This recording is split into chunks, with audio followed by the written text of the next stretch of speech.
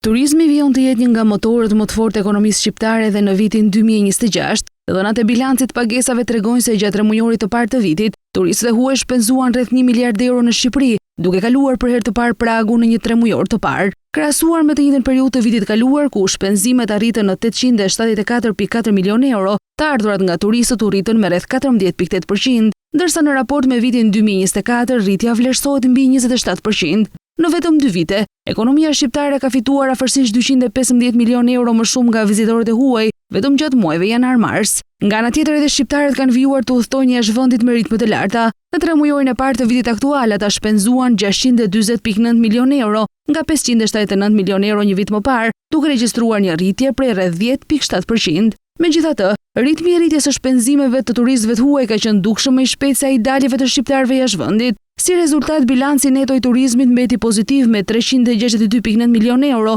duke u rritur me afërsisht 23% krahasuar me tremujorin e parë të vitit kaluar. Ky është një nga rezultatet më të larta të regjistruara ndonjëherë për muajt e parë të vitit dhe tregon se turizmi po sjell gjithmonë më shumë valutë në ekonominë shqiptare. Të dhënat sugjerojnë se Shqipëria po konsolidohet si një destinacion që tërheq një numër në rritje vizitorësh dhe shpenzimesh, jo vetëm gjatë sezonit veror, por edhe jashtë tij. Ndërkohë, edhe pse shqiptarët po shpenzojnë gjithmonë më shumë për udhëtime jashtë vendit, të ardhurat që gjenerohen nga turistët e huaj mbeten ndjeshëm më të larta, duke ruajtur një bilanc pozitiv për ekonominë. Rritja e të ardhurave nga turizmi ka ndikim të drejtë për drejtë edhe në tregun valutor. Hyrja e mbi 1 miliard eurove nga turistët e huaj vetëm në tremujorin e parë rrit ofertën e valutës në ekonomi dhe ushtron presion për forcimin e lekut ndaj euros. Fenomeni është bërë gjithmonë më i dukshëm muajt e fundit, sidomos gjatë sezonit turistik, kur flukset e larta të valutës nga vizitorët e huaj kanë kontribuar në zhvlerësimin e euros në tregun vendas.